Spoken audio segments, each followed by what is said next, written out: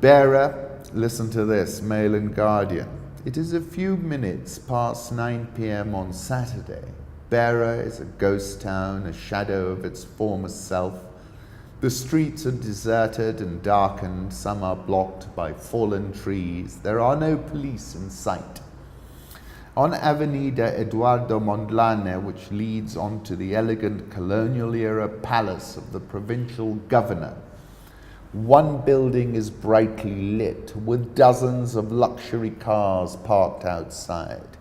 The hum of generators disturbs the still night. This is Solange, one of the few restaurants that remained open following the arrival of Cyclone Lidai on March 14, and it is doing a roaring trade in steak, tiger prawns, and imported Portuguese wine.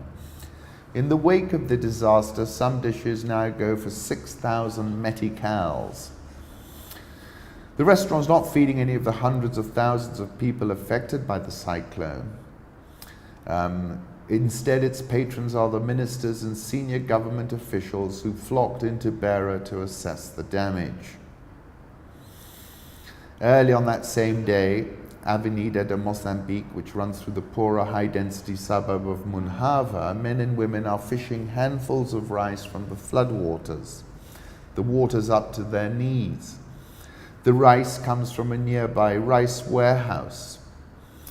For these fishermen of rotting rice, this meal may be the first in 4 days. It may be their salvation, keeping them alive until help arrives, if help arrives.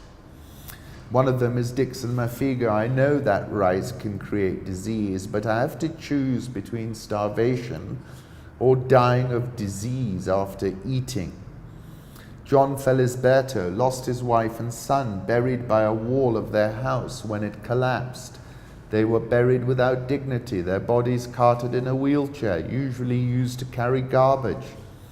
Him and his daughter have been eating only sugarcane since the cyclone struck. He has come because he feels like he has to do something. We have nothing, and I cannot stay at home watching a girl who lost her mother and sister starving. Later that night in Solange, a cabinet minister asks the waiter, "Can I see the wine list?" I first visited Maputo in June 2012, and I wrote an article called Maputo Boomtown. We were staying at the Serena Polano, and I said this at the beginning: I can confirm that Maputo is the land of wonderful and flavoursome tiger prawns. Indeed it is. This is a photograph of Maputo from the sea.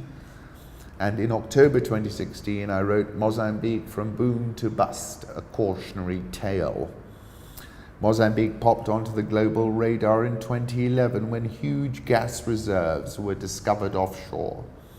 We visited in 2012, and I recall the wife being seriously astonished when we jumped in a taxi and the driver turned out to be Portuguese.